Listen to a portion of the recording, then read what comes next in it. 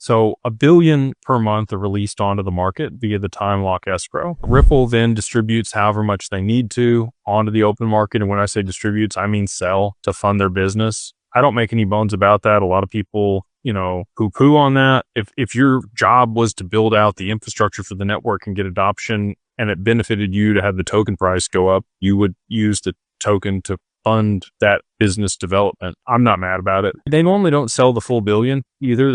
This year, it's been about 300 million per month that they put out onto the market, and they've re-escrowed about 700 million out of each one of those billion XRP releases. So, again, they could liquidate up to $1 billion onto the market per month. It's the first of the month when that comes out. They could also do none of it. They could also just re-escrow the whole thing if they wanted to cause a supply shock. So anyway, with the amount that's out there, let's do a little math here and think about how much value is transferred globally. You got 5 trillion a day for Swift. You got about $5 or $6 trillion a day on the back end of the stock market. You got another $5 or $6 trillion a day in FX markets. That doesn't count commodities. That doesn't count real estate. That doesn't count insurance. It doesn't count derivatives. And then all of the other economic activity for value transfer. So we'll just call it roughly derivatives and everything, $100 trillion a day that needs to be settled. You need a lot of a token out there in circulation to be able to, even at a decently high price, to be able to settle all of that money and value between counterparties. So the people out there that are telling you there's